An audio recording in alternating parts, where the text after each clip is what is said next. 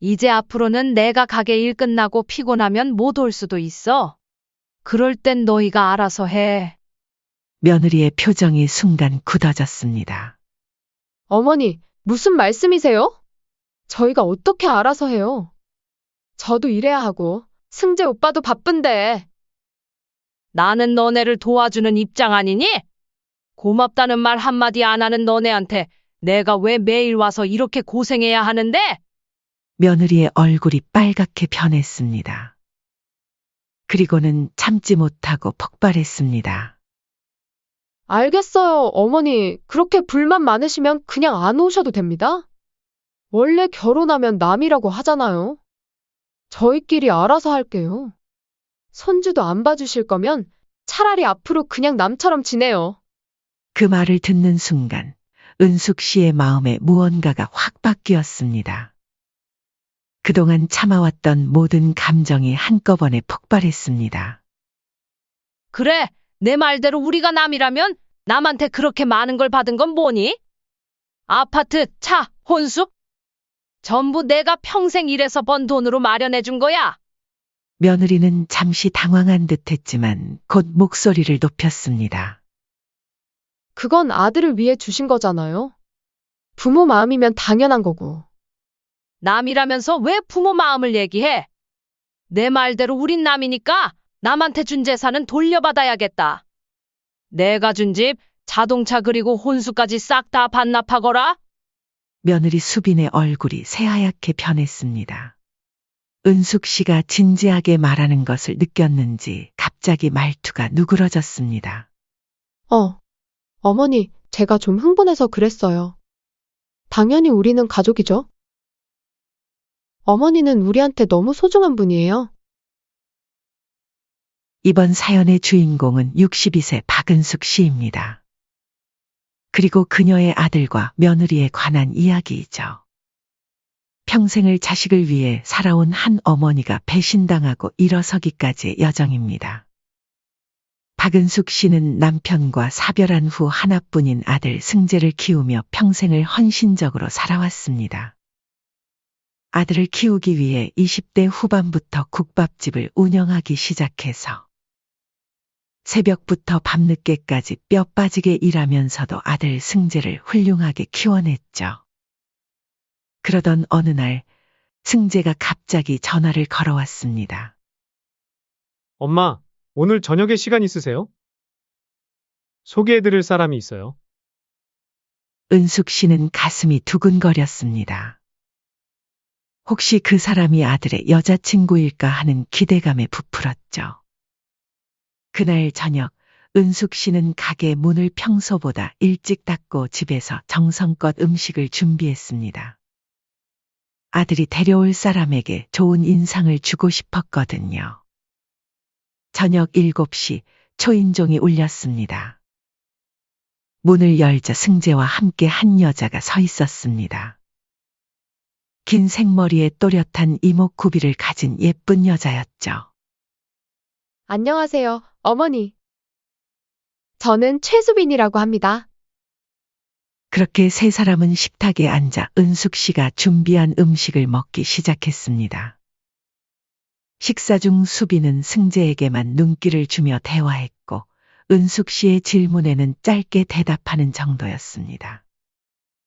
그리고 식사를 마치고 거실에 앉았을 때 승재가 갑자기 은숙 씨의 손을 잡았습니다.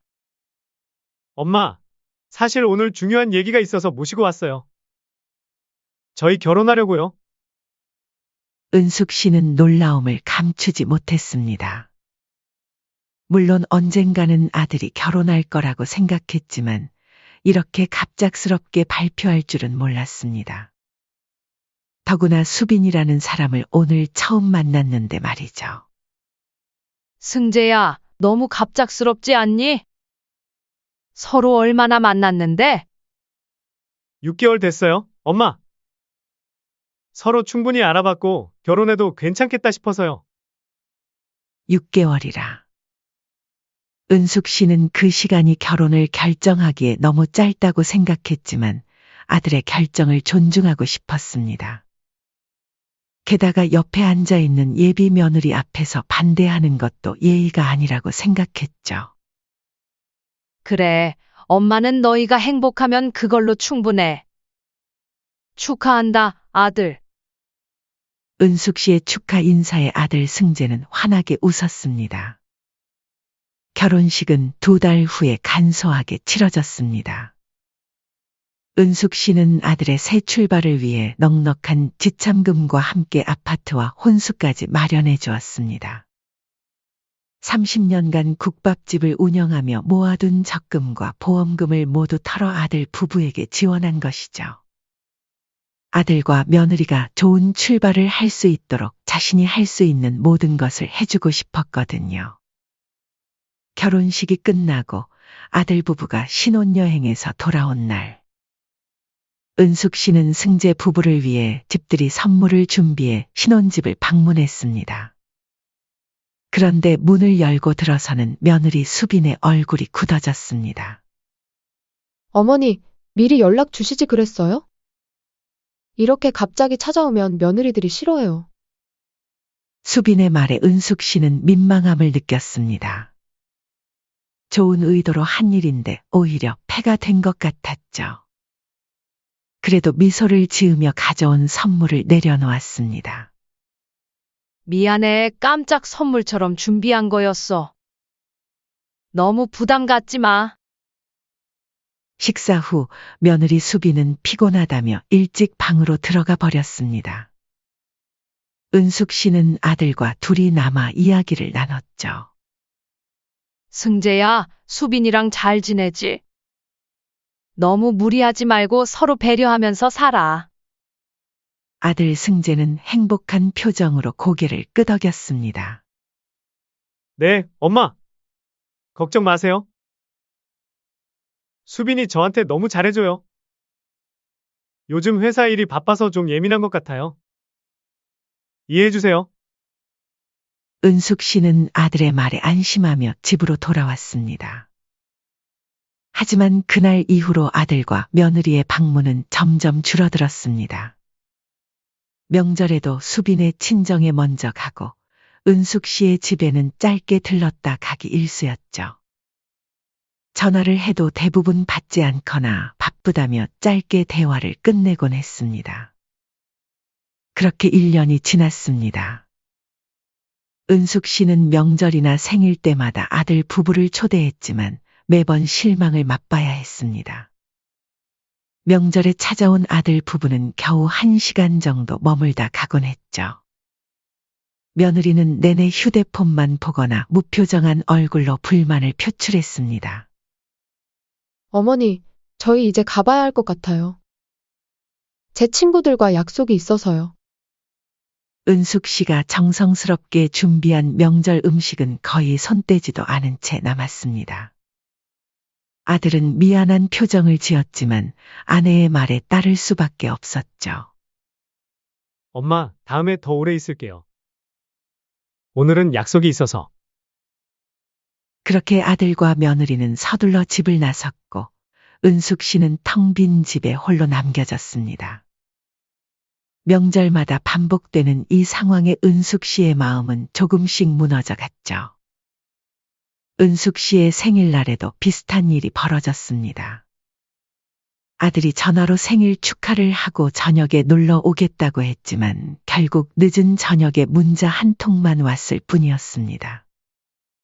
엄마, 오늘 회사에 급한 일이 생겼어요.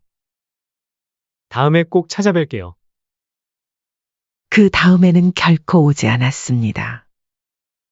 은숙 씨는 점점 아들의 삶에서 밀려나는 기분이었죠.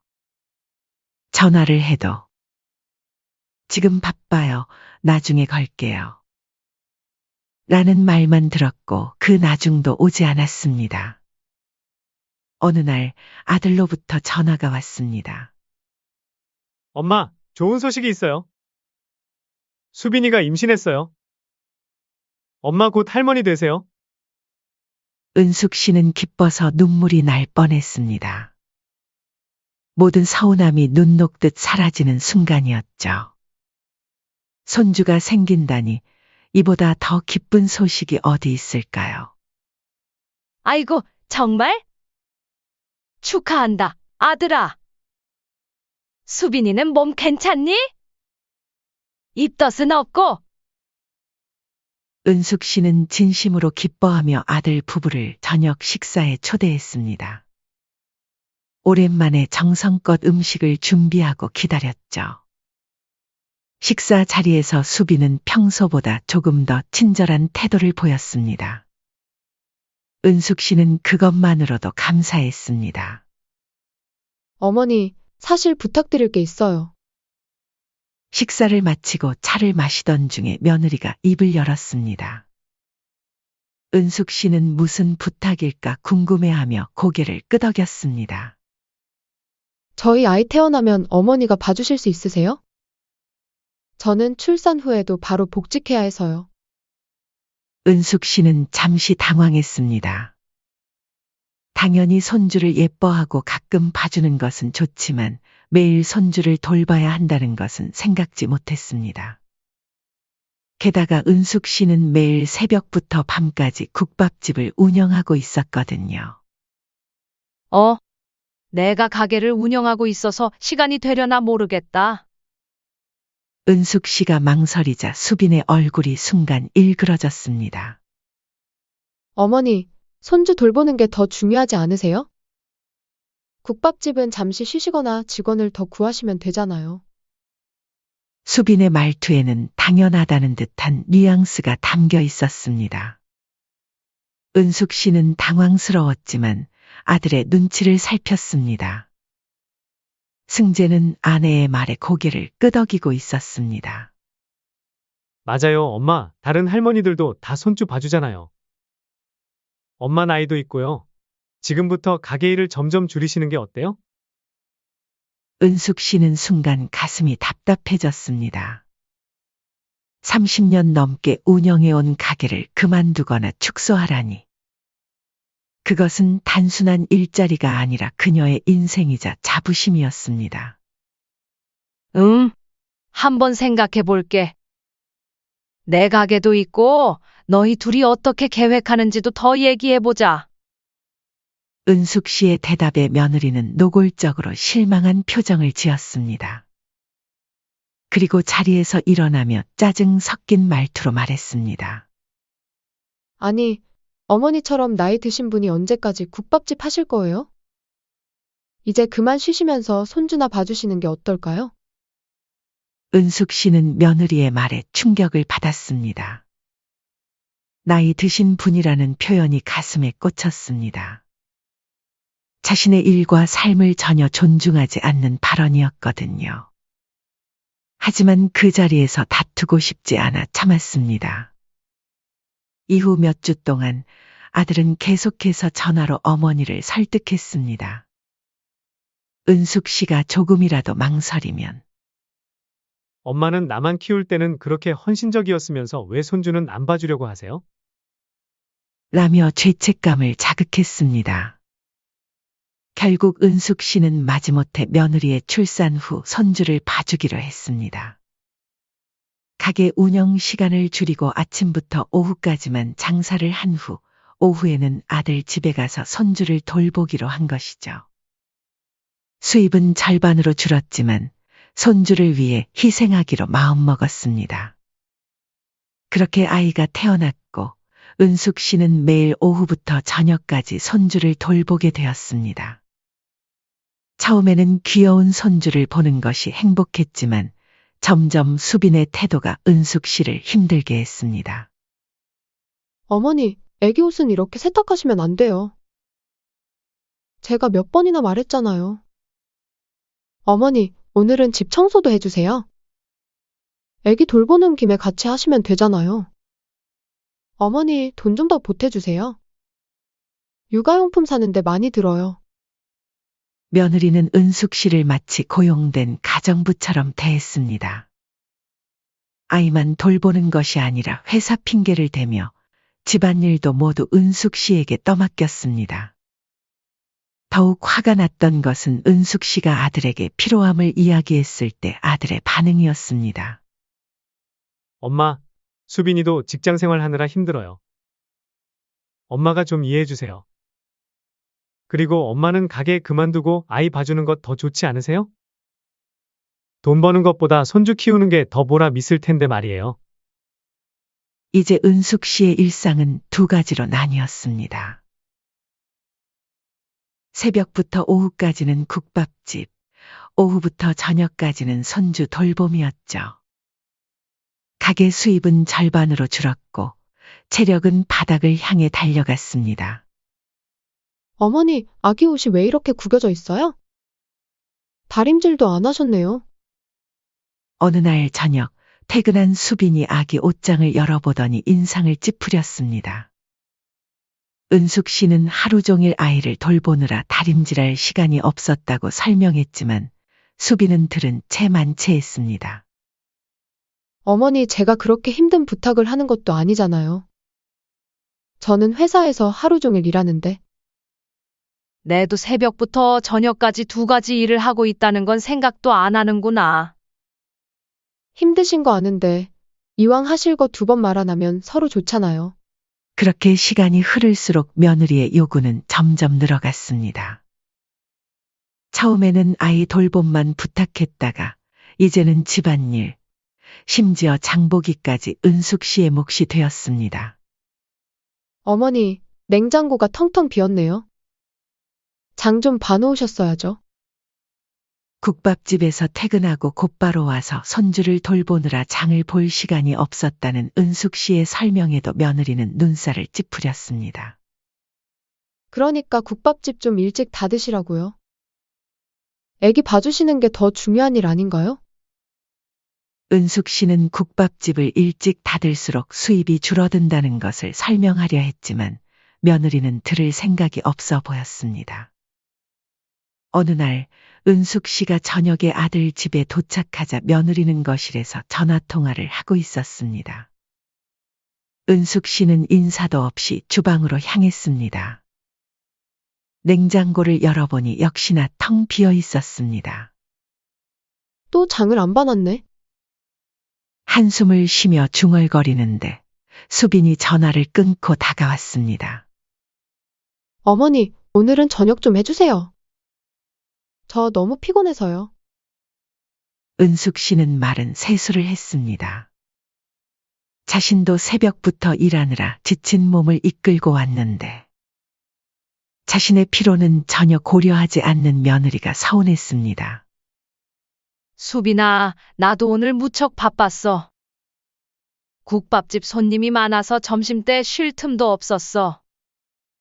어머니, 저는 매일 회사에서 스트레스 받으면서 일하는데 며느리를 위해서 그냥 국밥 하나 더 끓인다고 생각하시면 안 되나요? 은숙 씨는 더 이상 참을 수 없었습니다. 그동안 쌓인 서운함이 한꺼번에 터져나왔습니다. 수빈아, 내가 새벽 4시부터 일어나서 국밥 준비하고 온종일 가게 일하고 바로 여기 와서 손주 보는 거 알고 있니? 내 나이에 그 일정이 얼마나 버거운지 생각해 본 적 있어?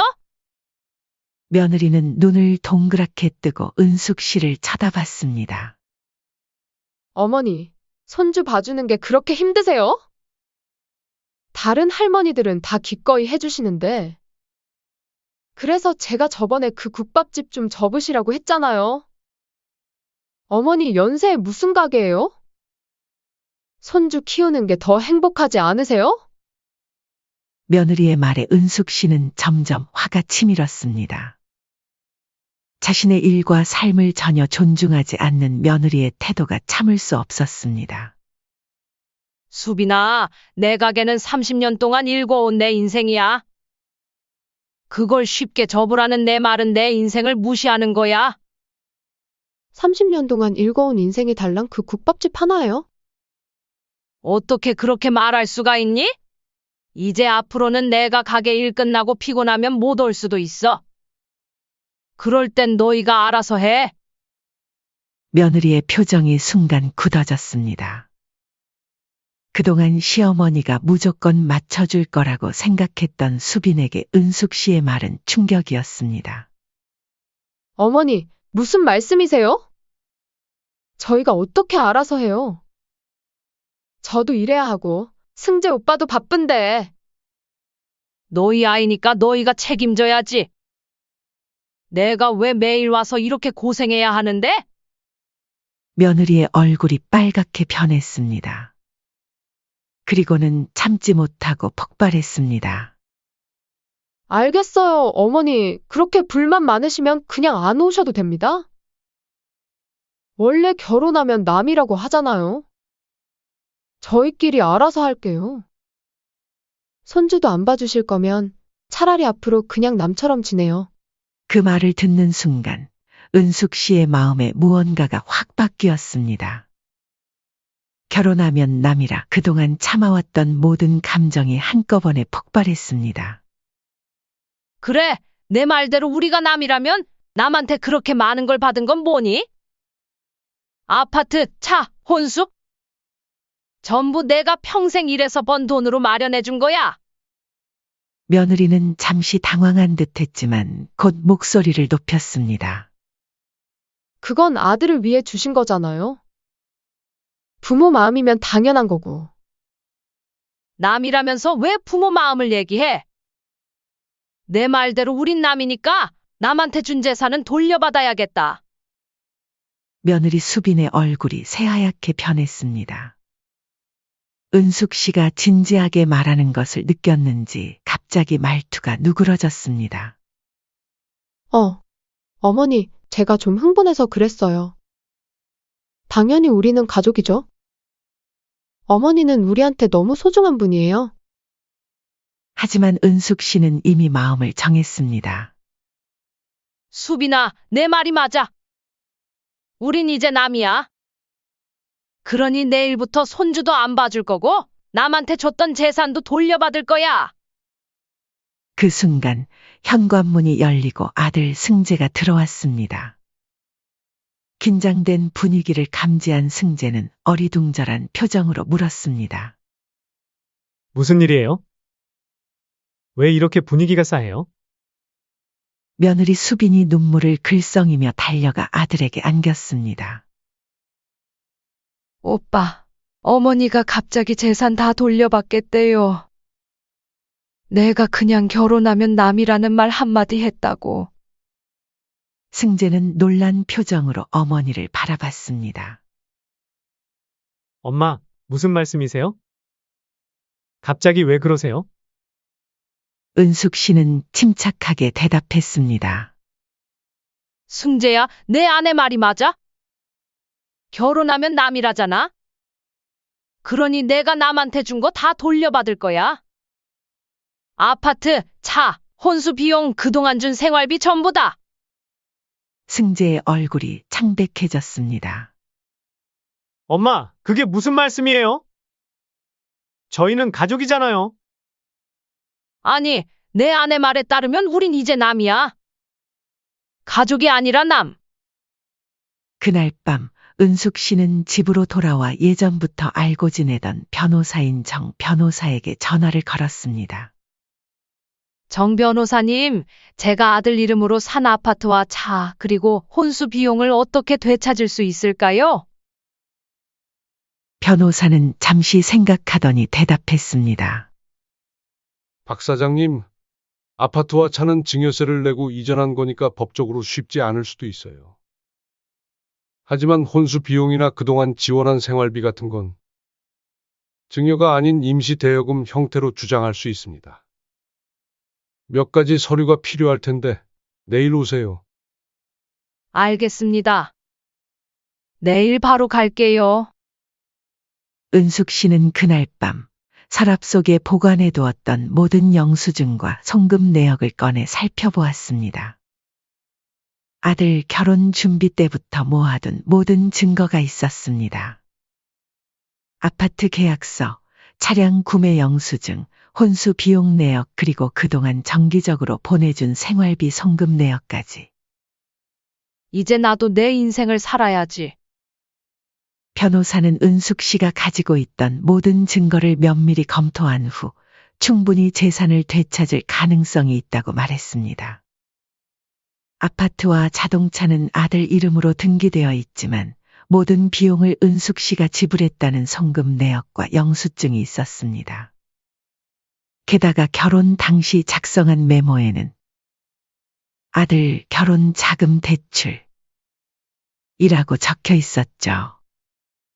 이것은 법적으로 증여가 아닌 대여금으로 인정받을 가능성이 있었습니다. 그리고 여차하면 증여 취소 소송도 가능한 상태였죠. 국밥집에서 일하는 동안에도 은숙 씨의 휴대폰은 쉴 새 없이 울렸습니다.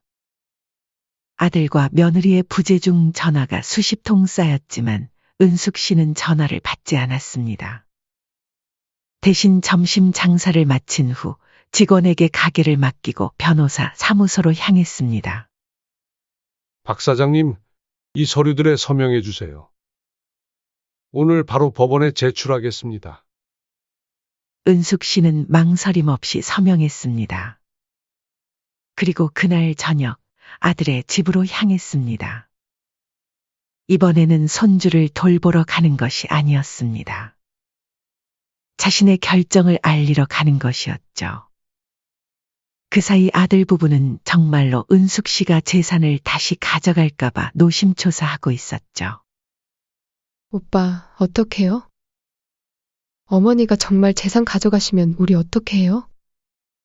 당장 갚을 돈도 없는데. 진정해, 수빈아. 엄마가 말로만 그러시는 걸 거야. 실제로 그럴 리가 없어. 은숙 씨는 현관 비밀번호를 누르고 안으로 들어갔습니다. 거실에 앉아있던 아들 부부는 깜짝 놀라 일어섰습니다. 엄마, 어디 계셨어요? 전화도 안 받으시고. 아기는 어떡하라고? 은숙 씨는 침착하게 가방에서 서류 봉투를 꺼냈습니다. 승재야, 수빈아. 내가 오늘 법원에 재산 반환 소송을 제기했어. 아들의 얼굴이 창백해졌습니다. 엄마, 무슨 농담이에요? 그게 말이 돼요? 농담 아니야. 여기 소장 사본이 있어. 한번 읽어봐. 떨리는 손으로 서류를 받아든 승재는 내용을 훑어보더니 충격에 빠졌습니다. 엄마, 이게 무슨? 아파트, 차, 혼수 비용, 생활비까지 다 돌려달라고요? 그래, 너네 말대로 우리는 이제 남이잖아. 남한테 준 돈은 다 돌려받아야지. 어떻게 소송까지 갈래? 아니면 얌전히 돌려줄래? 며느리 수빈이 다급하게 끼어들었습니다. 어머니, 그때는 제가 화가 나서 한 말이에요. 진심이 아니었어요. 우리는 가족이잖아요. 은숙 씨는 고개를 저었습니다. 이제 와서 그런 말이 무슨 소용이니? 너희 둘 다 내가 손주 돌봐주는 걸 당연하게 생각했고 내 일과 시간은 전혀 존중하지 않았어. 특히 너 수빈이 30년 동안 일군 내 가게를 그냥 접으라고 말할 때 넌 내 인생을 완전히 무시한 거야. 아들 승재가 무릎을 꿇었습니다. 엄마, 제발요. 저희가 잘못했어요. 이제 정신 차릴게요. 소송 취하해 주세요. 이러시면 저희 당장 살 곳도 없어요. 며느리도 울음을 터뜨리며 무릎을 꿇었습니다. 어머니, 제발 용서해 주세요. 제가 정말 잘못했어요. 다시는 어머니께 그런 말 안 할게요. 은숙 씨는 잠시 두 사람을 바라보았습니다. 그리고 천천히 말했습니다. 내가 평생 모은 돈으로 너희에게 아파트도 사주고 차도 사주고 혼수도 마련해줬어. 그런데 너희는 그걸 당연하게 생각했지. 내가 매일 새벽부터 밤까지 일하는 것도 가게 수입이 절반으로 줄어도 손주를 돌봐준 것도 전혀 고맙게 생각하지 않았어. 잠시 숨을 고른 후 은숙 씨는 계속 말했습니다. 남편 없이 혼자 너를 키우면서도 나는 늘 최선을 다했어, 승재야. 그런데 내가 결혼하고 나서는 마치 내가 너희 하인처럼 대했어. 엄마는 나이도 있으니 가게 접고 손주나 봐라는 말이 얼마나 모욕적인지 알아?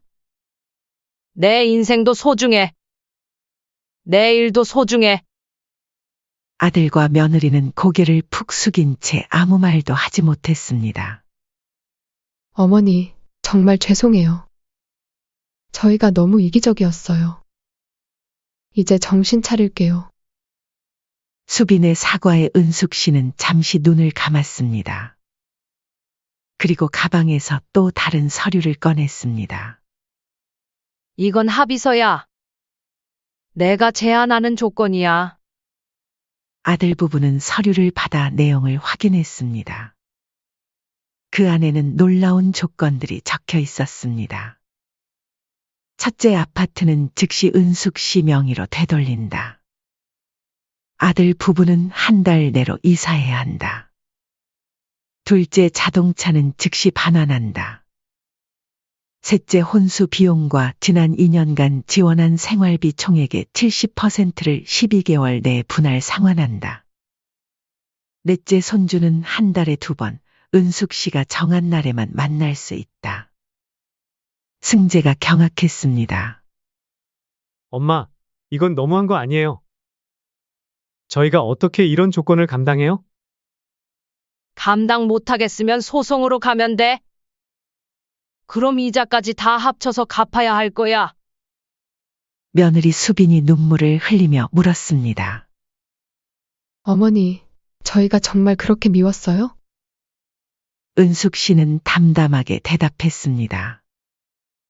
미운 게 아니라 이제 각자의 책임을 져야 할 때가 왔다는 거야. 내가 평생 너희에게 퍼주기만 했지만 이제는 내 인생도 살아야지. 모든 관계는 서로 존중할 때 유지되는 거야.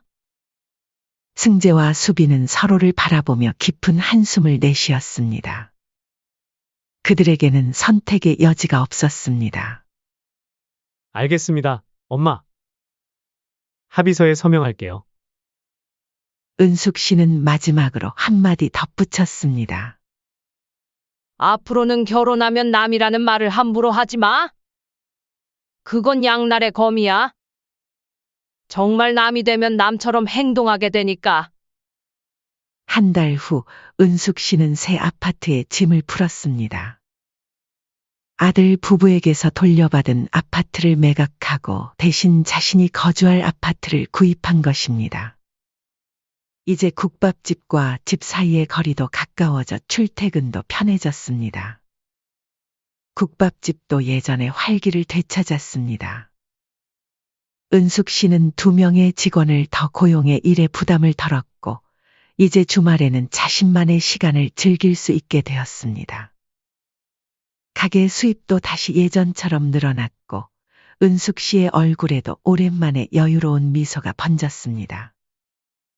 어느 일요일 아침, 은숙 씨는 새로운 취미 활동을 시작했습니다. 평생 일만 하며 살아온 그녀에게 이런 시간은 처음이었습니다. 박은숙 씨, 맞으세요? 처음 오셨네요. 환영합니다.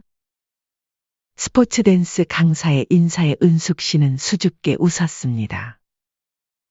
그곳에서 그녀는 비슷한 연령대의 여성들과 금세 친해졌습니다. 모두 자식들을 위해 평생을 바쳤지만 이제는 자신만의 삶을 찾아가는 여성들이었습니다. 저는 새 아이 키우느라 젊음을 다 바쳤어요. 이제야 내 인생을 찾는 중이죠. 은숙 씨는 그들의 이야기에 깊이 공감했습니다. 그녀도 이제 자신의 이야기를 나눌 친구들이 생긴 것이죠. 스포츠 댄스 수업 후 은숙 씨는 새 친구들과 카페에 앉아 수다를 떨었습니다. 그때 휴대폰이 울렸지만 그녀는 가방 안에 넣어둔 채 무시했습니다. 아들의 전화였지만 지금은 자신의 시간이니까요. 물론 간혹 손주가 그립기도 했습니다. 그럴 때면 전화를 걸어 잠시 영상통화로 얼굴을 보았죠. 하지만 더 이상 자신의 인생을 희생하진 않았습니다.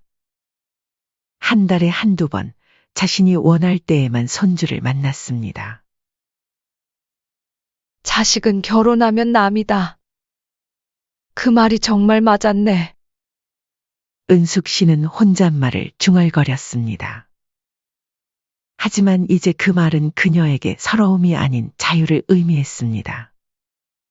남이 되었기에 서로의 삶을 존중하고 각자의 인생을 살 수 있게 된 것이니까요.